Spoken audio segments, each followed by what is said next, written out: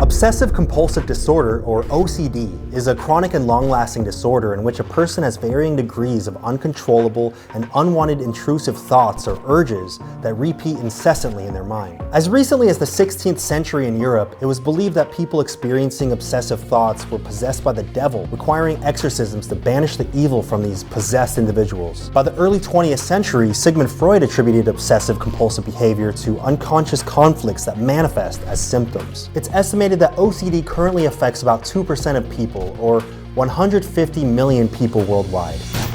My name's Anthony Padilla, and today I'm going to be sitting down with people who have OCD to learn the truth about this heavily misunderstood disorder. Do those with obsessive compulsive disorder simply navigate the world with an extra layer required to feel content, or are the effects this disorder has on every facet of daily life insurmountable and psychologically debilitating?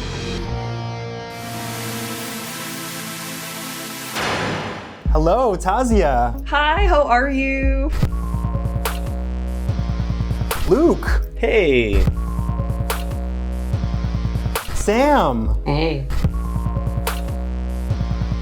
Thank you so much for coming on here and teaching me about the world of obsessive compulsive disorder. Happy to be here and grateful. How would you describe yourself? Someone with OCD? Someone with a very busy mind? A busy mind, summarizes the whole. Maybe someone with a beehive for a brain. Never knowing when to stop the army from doing its queen's wishes? Yeah, they don't seem to be very organized though. Just a dude vibing in the world.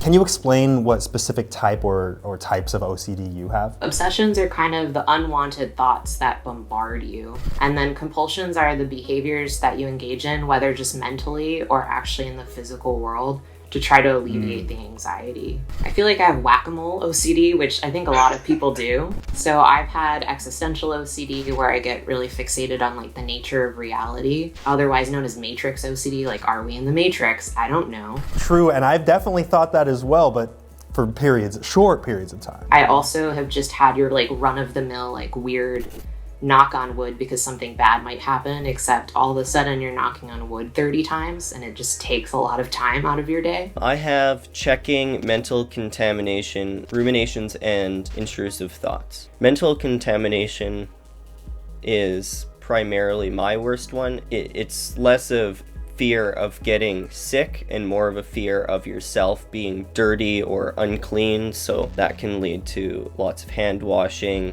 in my case not touching any doorknobs. Intrusive thoughts are where thoughts will aggressively push themselves inside your brain and will bounce around forever. Can you describe what those intrusive thoughts might be and how they feel?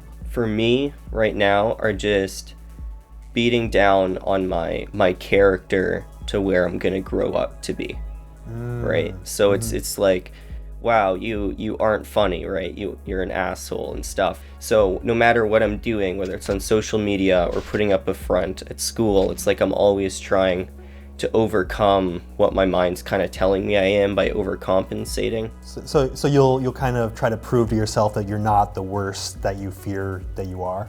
And then become it. Inherently, by trying to prevent yourself from doing it, you can't get more help anxious. But kind of fall, get more anxious, become more angry. It causes a lot of suppressed anger. Intrusive thoughts primarily are around me getting harmed or people that I really care about getting harmed. For example, painting my nails. Oh, if you don't paint your nails 5 times in a row, somebody's gonna kill you. Or it'll be you'll do this thing to this person. Your brain will make this idea of, if I don't flip this book open 15 times, you're probably gonna stab that person. And there's not the intention there, Right. to do that. It's just your brain makes the intrusive thought, which puts you in a fear state of I don't want to do that, so I have to do this thing. Yeah, and a lot of people will only see the actions. They'll only see someone with OCD touching things multiple times, doing things multiple times, doing behaviors in repeated fashions, not realizing that having OCD isn't just about doing things. It's a soothing sort of thing too, to get that out of your head when that happens. OCD is a disorder of degree, not difference. So a lot of people have the same kinds of thoughts, they just don't get stuck there. I think for a lot of people it jumps around depending on what's going on in your life, stressors. Even as a kid, having really weird obsessions around like being honest and being authentic. Right. So I became really fixated on this idea that you act differently around different people.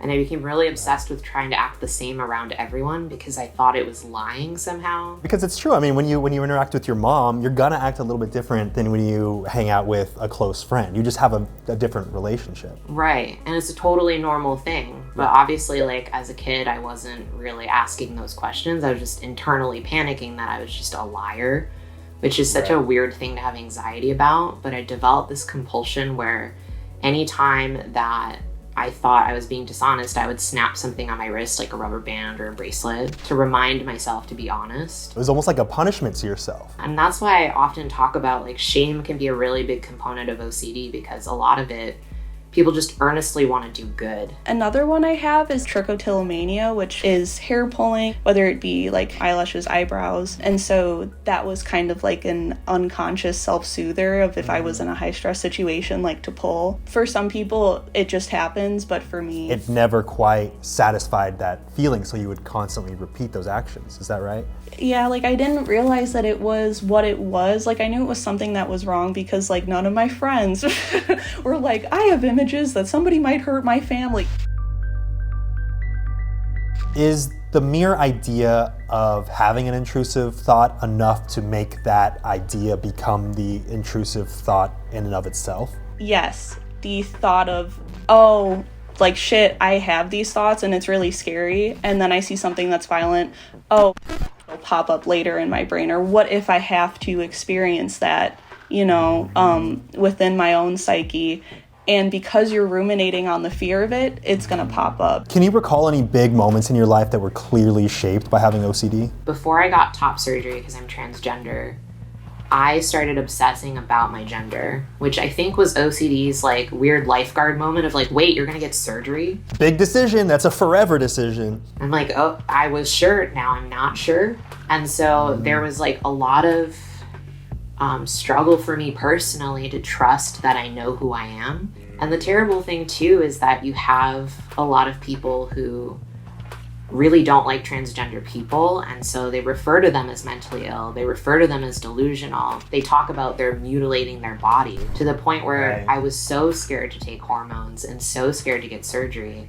Being trans is never easy, and then add like OCD on top of that, it's like someone took Rainbow Road on Mario Kart and reversed it, and you're just like, okay, can it just be a little bit easier? Rainbow Road was already hard enough, and now you gotta put on mirror mode and 200cc? Thanks a lot. Before we continue learning about the world of OCD, are there any potentially dangerous aspects to having OCD? People that had hand washing and also had type 2 diabetes, and their hands started rotting.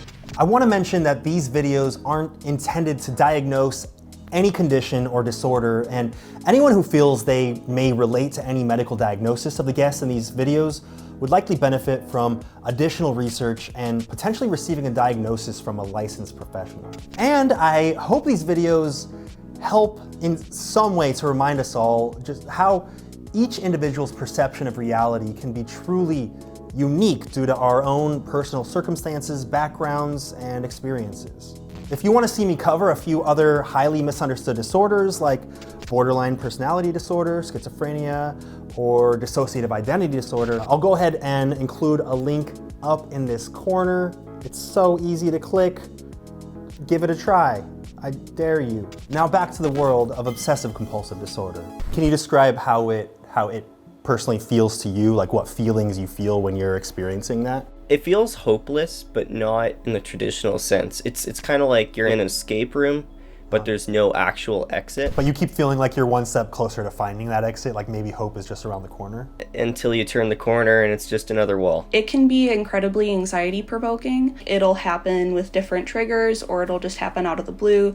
And so when I get an intrusive thought, that'll be like, oh, if you don't look under your bed, someone's gonna kill you tonight, you know? Something like that that's really fun. Can you explain how your day might differ from someone who doesn't have OCD? I have to be very adaptable day to day. Did you go check that door? Is there somebody in there? Did you check under each bed to see if somebody's hiding, you know, to like come and kill ya, you know, stuff like that. Say if I'm planning, I want to watch a movie at night. 5 times out of 10, that's not going to happen, and I'm not going to be able to like enjoy doing things at night because I know the symptom's going to happen.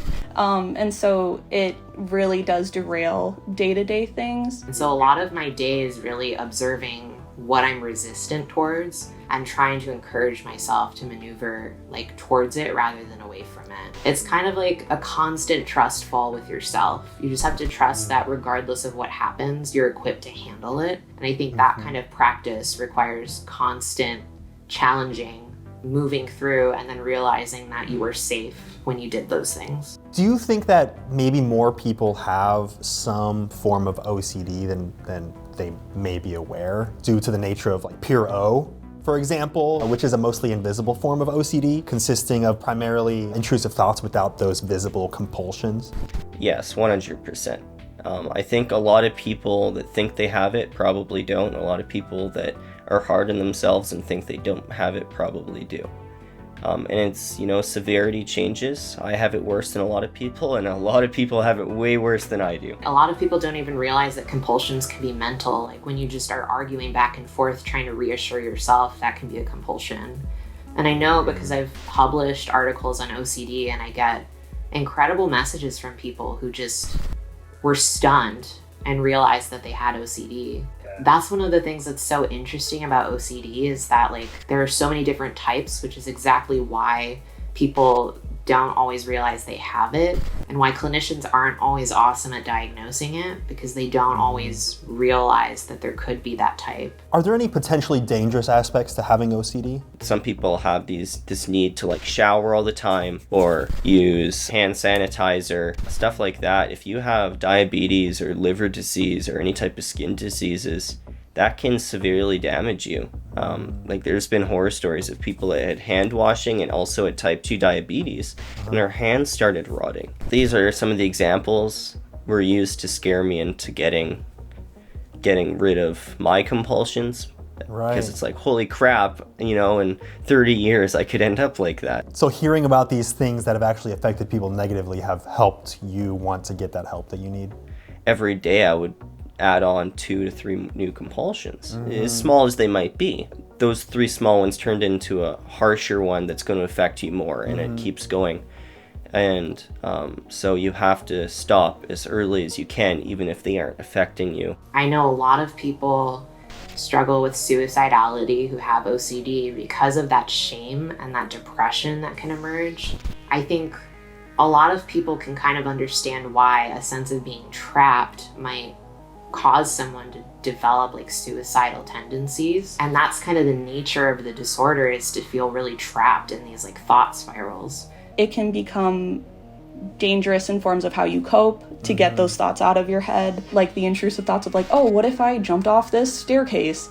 And then if you can't differentiate this is an OCD thought, or if you don't have the words for it, you know, what if that happens? I think lack of access to care is it's the root of where the danger can happen. When were you diagnosed, and how has your life changed since then? I was diagnosed when I was 18, and life, so good. So grateful for therapy. Oh, you know. So life became a little bit better. A little bit, yeah. It's fantastic, to say the least. Like, it's still a thing that I suffer with and am working with day to day. But I will say having a third party there to both validate what's going on, like having the awareness to say, you don't have to suffer like this, has been really helpful. Chain letters and things like that have been super popular since the internet has existed.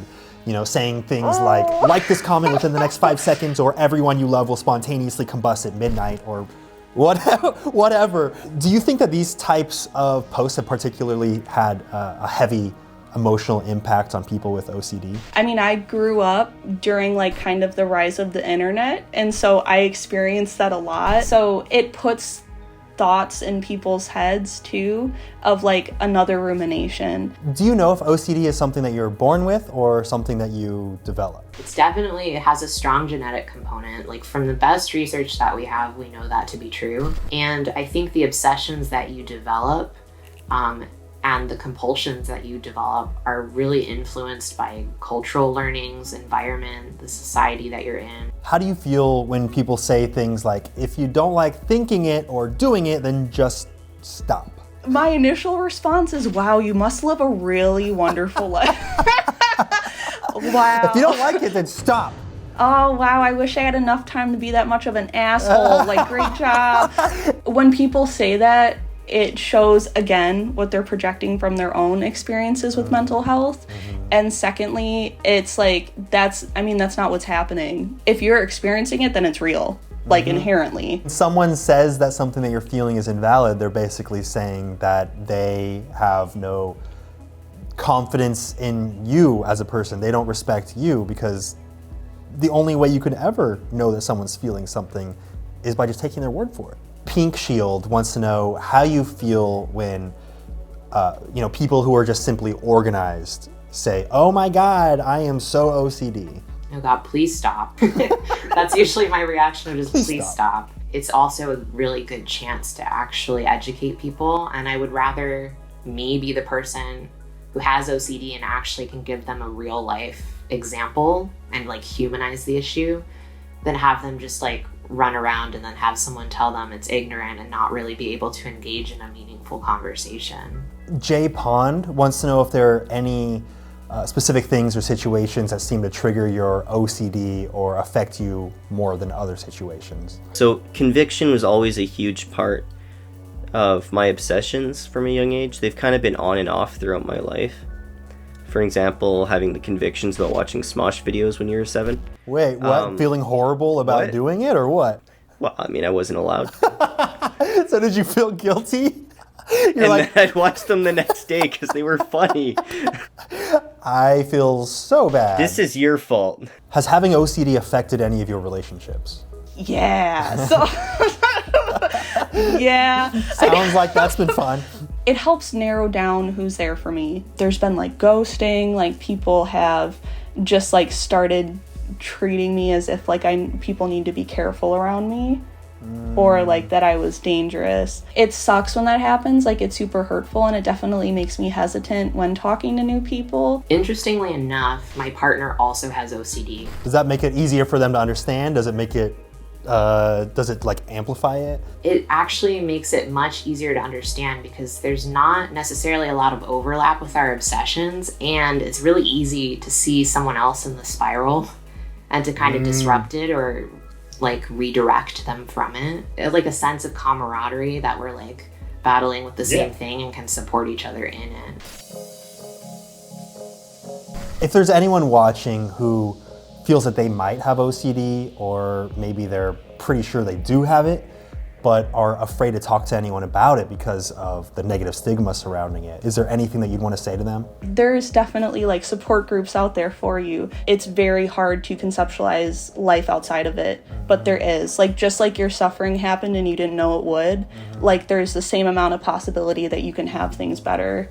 As much as your suffering caught you off guard, you feeling fulfilled and your ability to thrive in the future might catch you off guard in the same way. Absolutely, and it does. What do you think is the biggest misconception about OCD?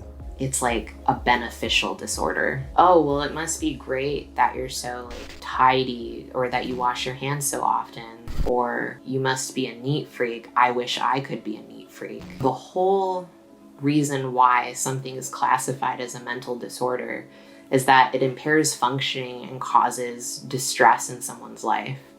So there will never be in history a mental disorder where people point to it and they're like, I wish I had that, because that would defeat the whole point. Every compulsion has a cause. And so I think people really objectify OCD to be like, oh, it's just this thing that like kind of happens. Yeah, oh, that person just wanted to clean up a lot. Like there's a reason why they're wanting to do the things that just look harmless to you. It's not just X, Y, and Z. Like, I'm not just checking under my bed because, like, I felt a spider. Like, you know, like that. All right, you got 5 seconds to shout out or promote anything you want directly into camera. Go. Go check me out on YouTube, Luke Olaf P. And shout out to my sister Natalie. Instagram, Twitter, and Facebook at Sam Dillon Finch. And if you think you might be struggling with OCD, OCDLA.com. I'm not affiliated with them, but just really believe in the work that they're doing. You can find my art on my Instagram. Also, please donate to Ill Bulletin and Trans Lifeline and swap SCLC. It'll be in the bio. Subscribe to Anthony Padilla, just the master of very competent and sensitive interviewing for mental health. Thank you so much, Luke. I feel like I understand the world of obsessive compulsive disorder just a little bit more. Yeah, no problem. It was my pleasure. After spending the day with these people with OCD, I've come to understand just how heavily this disorder can affect every facet of one's daily life, and how important it is to be accepting and supportive, because you never truly know what may be occurring behind the scenes. See you later, bye guys. Make sure to press the like.